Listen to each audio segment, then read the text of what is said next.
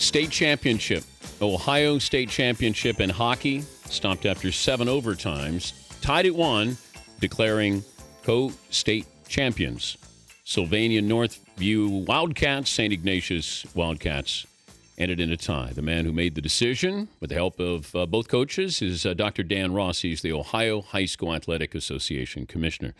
Doctor, first of all, welcome. At what point did you say, I'm going to step in to call this a tie?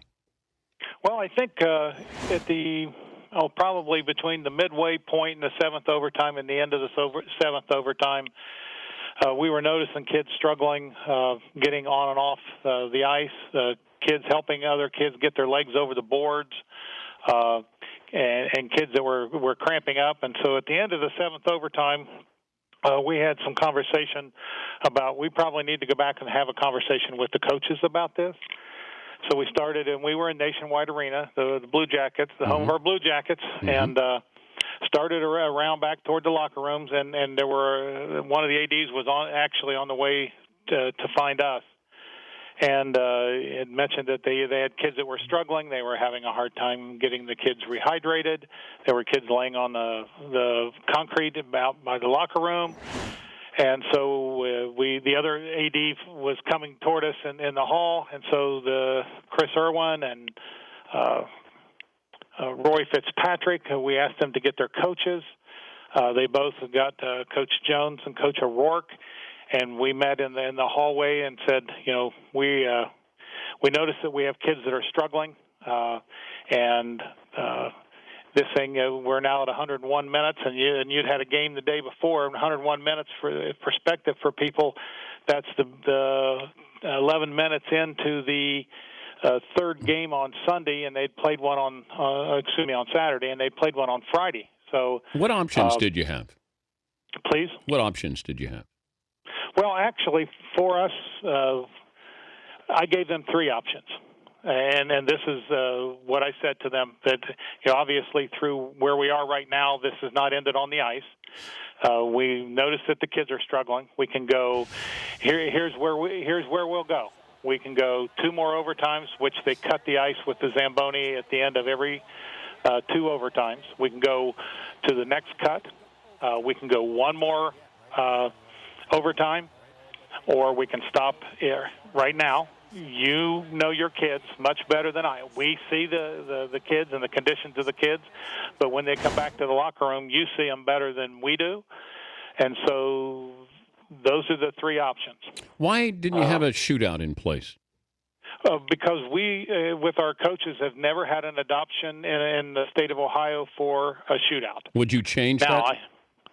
Now, I believe that that's probably going to be a conversation, but I'm not really sure that our coaches would like to have a shootout, but I think what we will probably have a whole lot of conversation about is what are some of the other options that could occur, maybe on the second or third overtime or whatever after that point in time, then you take players off. I think there are options other than a shootout, but we have none in place at the current time. Both coaches signed off on calling it a tie? They absolutely did. Both coaches were. I think when they stopped and started thinking about the conditions of their kids, would the kids want to play? Absolutely. The kids are there to play, but when the kids start thinking about it, I think the kids also were thinking about some of their brethren that were on their team that may be struggling. What was the reaction of the crowd when you said we're going to tie? The reaction of the crowd was not good, and I understand that. There's a lot of adrenaline and there's a lot of emotion that's involved with that piece. Those youngsters have been, and it gets ramped up. I think the emotion gets ramped up at the end of each overtime. And I'm sure you probably had the opportunity to see some of the statistics. The goalie for Northview, I think, stopped 77 of the 78 shots that came at him, and he was absolutely getting peppered.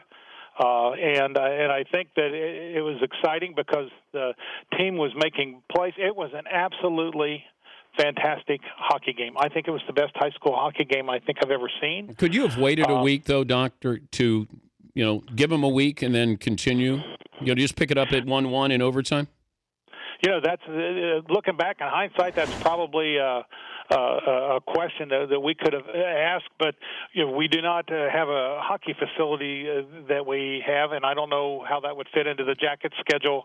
We didn't get down to that point, but I think what this will probably help us do is to look at, okay, are there some other options that are available, or is that something that from our Hockey Coaches Association says, if we ever get to that point, we don't want to go to a shootout, we don't want to have any changes, let's make sure we have a date set up. If we ever get to that point, then we would come back 3 days later or 5 days later. One of the things that also makes that tough is both of the teams that were here were not from the proximity here. They both had to travel a couple of hours, and the fans had to travel a couple of hours. But I think that certainly could be one of the options on the table. We have a great hockey advisory committee, and I'm sure that this topic will entertain our next meeting and the agenda with them. And they're a great group. Can I have the second place trophy? Can you? Yeah. Would you like me to mail that to you? Yeah. Yeah, we'll put it on display here in the Man Cave. Since nobody gets the second place trophy, I'd be more than happy. That is true. We'll put it on the table here and put it on display for national TV. Well, that'd be a good thing. All right. Well, then we'll put you on hold, and Fritzy, who you spoke to, will give you the address. We'd love to. We'll pay for the shipping, but we'd love to put the trophy on display here. Okay. And Doctor, thank you for coming on. Well, we appreciate it, and just we had two good coaches and two good administrators, and I think with our rules dealing with the high school rules deal with the paramount of safety and health, and I think everybody put their heads together and tried to make a good decision for the health and safety of our kids. All right, he's Dr. Dan Ross, the commissioner of the Ohio High School Athletic Association.